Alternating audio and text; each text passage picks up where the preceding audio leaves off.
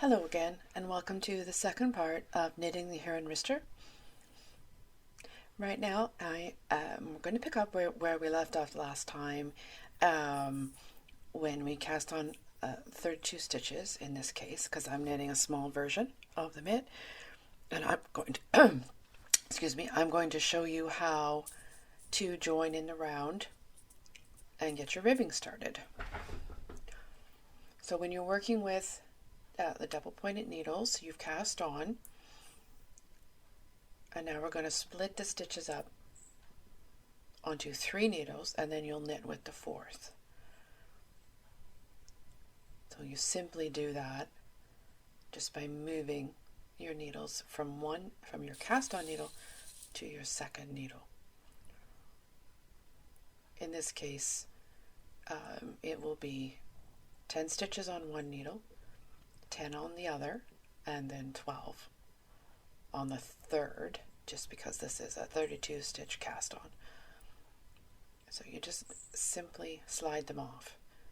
Some more experienced knitters, and I know some of you are, will have different methods, but for this one I just simply slide them off. It all works. I do like to try to get even. It's in this case looking for my 10, because when you do the 2x2 ribbing, which is made up of the 2 knit and the 2 purl, it's nice to not have that split into an odd number. Sometimes that's where I get my own self confused, if you end with an odd number and then you have to sort of think twice when you start the stitch on the next needle. So for example, sometimes I'll end up like with 3 knits or something odd like that. So I would say just try to keep it even, depending on what your ribbing is.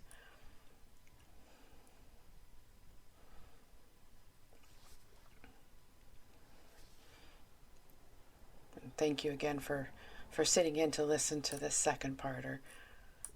If you're new at this, just bear with it. I know working with the 4 needles, can seem awkward, and it is. It totally is until you get used to it.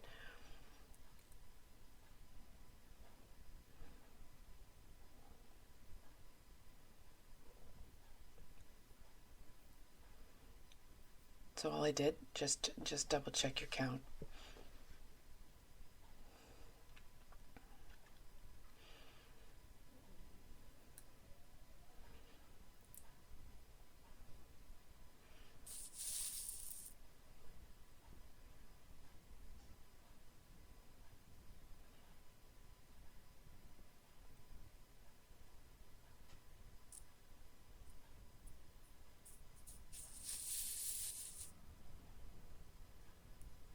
Okay, so before you join in the round, you want to make sure that the stitches on your needles have not twisted around. So you want to see that ridging all along the inside. So you create a triangle, and then your ridging should align along the center on the inside of your triangle before you join. Okay, so now we've entered into the joining phase. And as you can see, it isn't joined yet. Now to join, to knit in the round, it's not, there's nothing very technical about it. You're just simply balancing your needles so that they don't flop around. And then to join, you simply knit into the first stitch of that first, on that first needle. So you're simply joining the yarn from the last needle to the first with a knit stitch. Hopefully you can see that in the image. I'm new at this filming. This is my second tutorial. Hopefully you can see what I'm doing from the camera angle. Now I'm going to put this marker in. You can use whatever marker you like. This one it's a pin. It's sort of like a safety pin type. It does pop open if you want to insert it around. Some of them are like, you can pop them open. Others are just simple rings, like you can see in the case behind my hands. You can use whatever you like. Some people just use a piece of yarn wrapped around their needle. And that's simply, again, like it says in the pattern, to just mark the beginning so you don't forget where you are.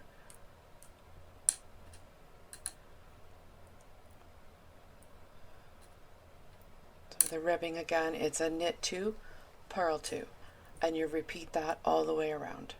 And you can, now it has been joined, and then you just work your way around. And you can see my yarn is to the front. This would be a purl.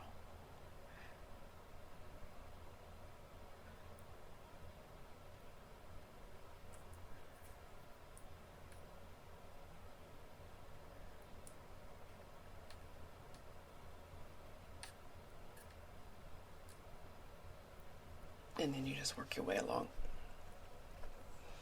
I find this wool from Steel Wool Farm is very easy to work with. It feels cushy in the hands. I've never had any issue with any hand cramping or anything like that when I work with worsted weight. Some of the finer stuff I tend to sometimes have some issues, but this lovely wool from Steel Wool Farm is just wonderful to work with.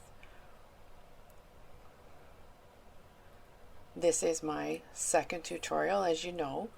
I've enjoyed making the wristers. They're fun, and they're, I'd like to think, a simple way to introduce a historical colorwork pattern. My own background in knitting is, I call it experienced beginner, in that I'm always learning. These mitts are my first foray into designing a mitten and designing colorwork, or recreating colorwork, I should say, because again, the colorwork pattern is based on the gloves in the museum's collection. Very similar to Fair Isle. This colorwork stranding is a technique, but we'll get on to that in the next segment. Right here, we're just doing our ribbing. If you find that there we go. If you find that once we get into the ribbing that you'd like a shorter cuff, that's fine. I've been talking to some other knitters and they've been going, some people like a shorter cuff. I like the long cuff because, I'm just counting, making sure, showing the purls, 2 knits. I like to double check and make sure that I've got it started correctly. Sometimes when I get talking, my hands don't always pay attention. So,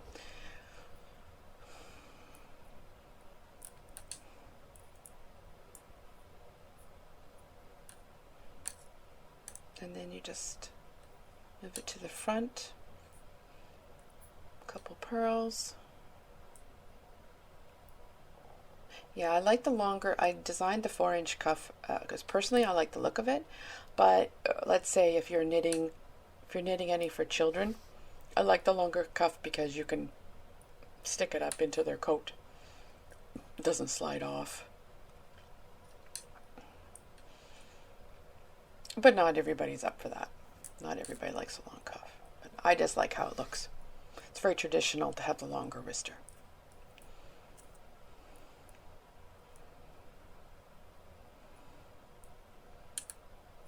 Right here, you can see my needle bopping around. Mine do that. Some of you more experienced knitters, I'm sure, probably have tips on how to stop that from happening. These are wooden needles, so there's not a lot of weight to them. But I prefer that for color stranding. For knitting in the round and the color stranding, because I don't have to worry. Let's say you have 2 stitches or so left on a needle. The needles won't slide out because they're so light, and that helps me. I think a beginner or somebody like myself who is still learning, benefits from tools that are going to work with you and that are forgiving to a beginner, like these wooden needles are. And right there you saw I had split a stitch, so I corrected my work. You got to keep an eye out for that. This will rarely splits. Okay, it's really nice stuff. Okay. Here we go. So they may bop a bit until you maybe get 2 or 3 rounds on the set, and then they'll stop doing that because the weight and the tension of the mitt you're building will hold them in place. So don't give up. If they're flopping around, just rest them on a table. Just hang in there. It's worth it. I like knitting in the round mainly because there's no seam. That's a big thing for me, is I don't necessarily enjoy the seaming up. So if I can, I will knit in the round.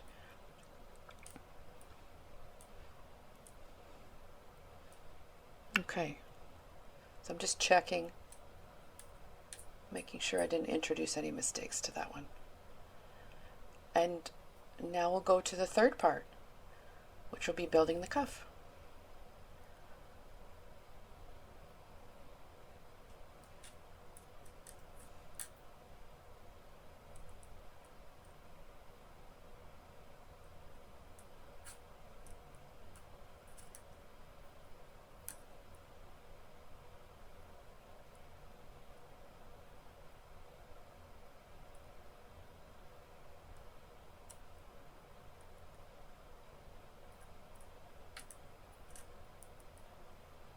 Okay, so you just keep working in your ribbing and keep going around. And so you do that, you just work your way around for your 4 inches length.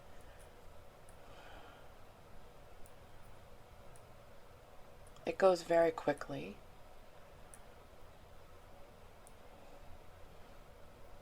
And for these videos, I am showing you quite a lot. I'm not doing too much editing. First of all, I'm new to video editing, and but secondly, I wanted you to have lots of time to see them. For beginners who may be watching, I wanted to give lots of time to just to see and watch the process.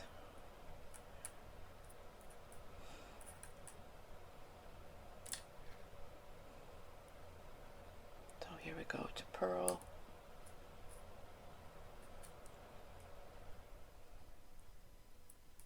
Purl's always, when you're purling, your yarn's at the front. When you're knitting, your yarn is coming from the back.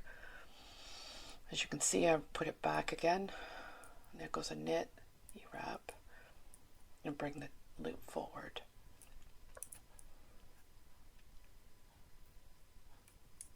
So if you are a beginner, just hang in there. I'm an experienced beginner. I watch different videos. I go to my Knit and Natter Club and get advice. And of course that is, I mean, indispensable if you can get out to your local Knit and Natter group or a local yarn store where you can get that advice you need. And I have gone to visit my local yarn store a lot. Of course, right now I'm filming this, there's the COVID restrictions. But I can tell you that the advice you can find in a local yarn store is invaluable, and in your local knitting group. It's just a wonderful opportunity to connect with other knitters and ask the questions you need to ask. For me, I live in Blythe, so I go to Stitches with a Twist, downtown Blythe.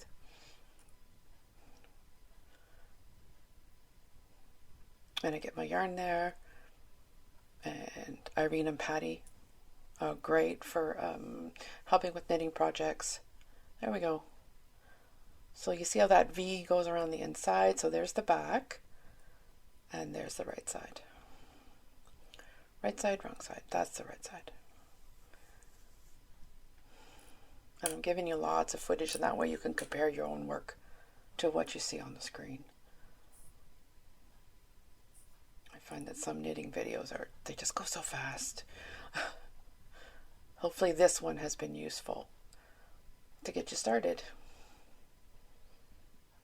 So in the next one, we'll get the cuff done, and then the next time you'll see me, we'll be ready to start the color work.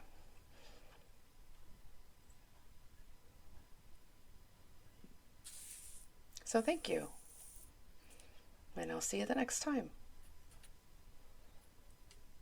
when we're good to go.